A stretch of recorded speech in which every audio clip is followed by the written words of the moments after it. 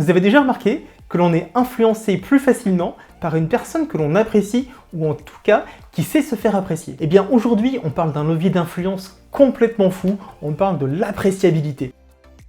Et on va voir ensemble comment ce concept influence votre vie quotidienne, que ce soit dans vos vies professionnelles, vos relations sociales ou en tant que simple consommateur. On va aussi voir ensemble comment vous êtes influencé ou comment vous influencez sans même vous rendre compte en utilisant ce concept. Restez bien jusqu'au bout de la vidéo car à la fin, on va voir ensemble quelques techniques pour se protéger des personnes, des sociétés, des entités qui utilisent cette technique d'appréciabilité contre vous.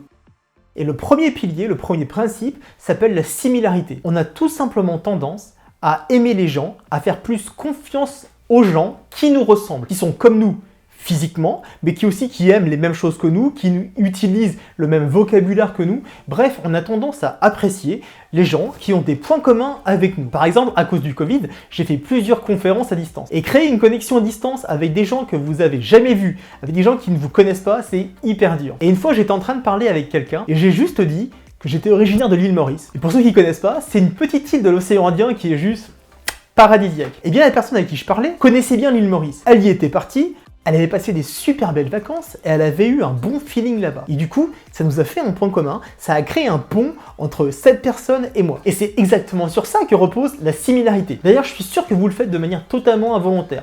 Imaginez que vous partez en vacances dans une région ou dans un pays. Là-bas, vous parlez à quelqu'un et la personne avec qui vous parlez vous dit qu'elle vient de la même ville que vous. Immédiatement, vous dites « Waouh, c'est trop cool, le monde est petit, c'est super ». Vous avez ce sentiment, ce feeling de connexion. Donc pour utiliser cette technique, l'idée est de rechercher des points communs avec l'autre personne et de mettre ces points communs en avant pour montrer que finalement vous êtes similaire à l'autre personne. Et ça peut être sur n'importe quel élément. Vous êtes de la même ville, vous êtes de la même boîte, vous connaissez les mêmes personnes, vous faites tous les deux de la randonnée. L'idée c'est de montrer que vous partagez le même avis, les mêmes goûts que la personne et de créer un pont entre elle et vous. Mais ce qui est intéressant, c'est que si on prend la situation à l'envers, une personne qui veut vous influencer va justement essayer de se rendre plus appréciable avec vous en montrant qu'elle a des points communs avec vous.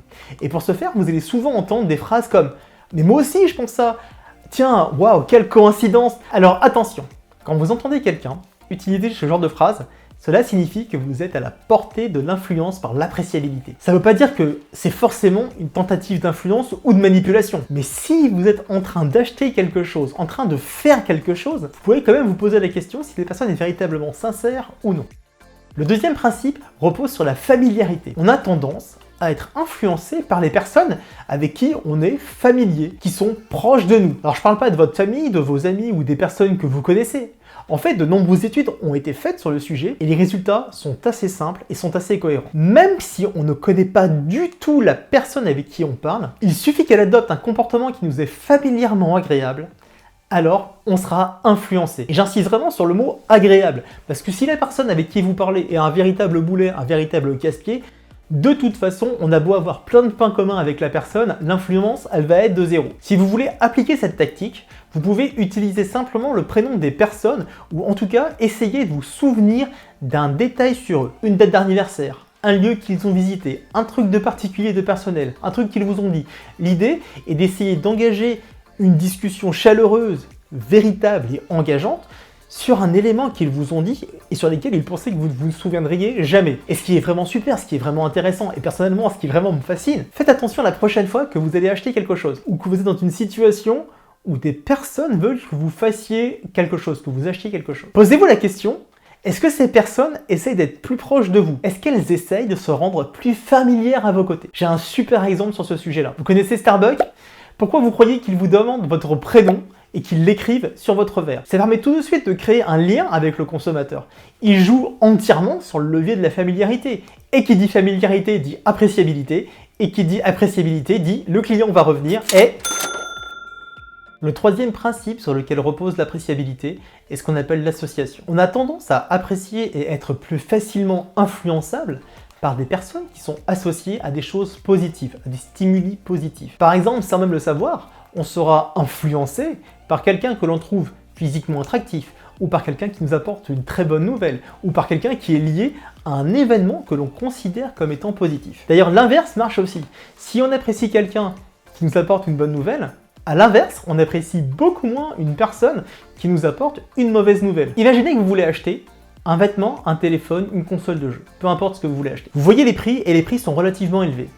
Et pendant que vous regardez le produit, le vendeur vient vous voir et vous annonce qu'il y a exceptionnellement aujourd'hui un geste commercial de 10%. En faisant ça, le vendeur est porteur d'un message positif à vos yeux. Il vous apporte une économie substantive de 10%. Du coup, il devient beaucoup plus appréciable à vos yeux. Et ce qui est super intéressant, c'est que des expériences ont été faites et elles ont montré que si ensuite le vendeur vous propose de souscrire à une option qui est payante, à une extension d'assurance, à une option supplémentaire, vous êtes disposé à accepter son offre plus facilement parce qu'il vous a apporté une bonne nouvelle au préalable. Parce qu'il vous a apporté cette bonne nouvelle, vous l'avez appréciée, et parce que vous l'avez appréciée, alors il peut jouer sur ce facteur pour vous proposer d'autres services. Et d'ailleurs, dans ce cas-là, c'est hyper intelligent, car l'appréciabilité est cumulée à une autre notion qu'on appelle la réciprocité.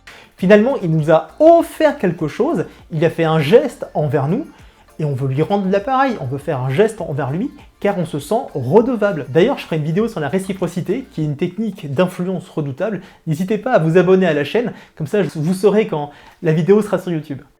Pour se défendre contre cette technique d'influence, je vous propose 3 actions pratiques. Si vous vous rendez compte que vous appréciez quelqu'un parce qu'elle a quelque chose en commun avec vous, elle vient de la même école d'ingénieur, de la même ville, elle a fait le même sport que vous, alors déjà, ayez conscience que ce feeling que vous avez, ce lien que vous avez, risque d'influencer votre comportement. L'idée n'est pas de se méfier de quelqu'un dès que la personne a un point commun avec vous, mais plutôt simplement d'avoir conscience que cette similarité peut vous influencer.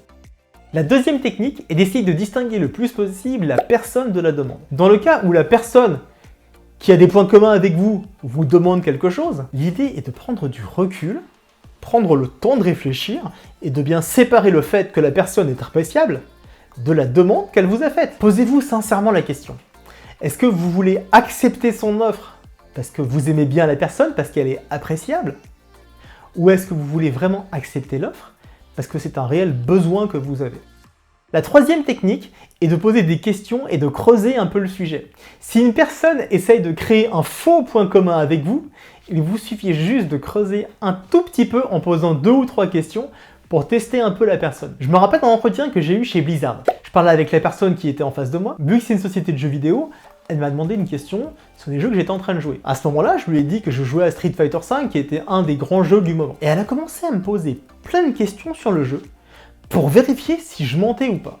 Et je me suis dit à ce moment-là, heureusement que je ne mentais pas, heureusement que c'était pas faux, j'étais vraiment fan de ce jeu-là. Sinon, tout de suite, elle l'aurait su.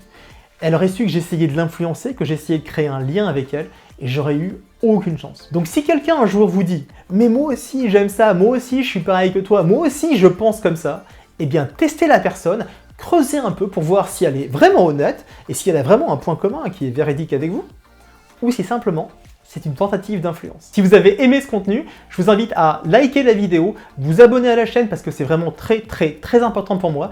Je vous remercie pour votre attention et je vous dis donc à lundi pour une nouvelle vidéo communication, motivation, influence. À très bientôt, ciao!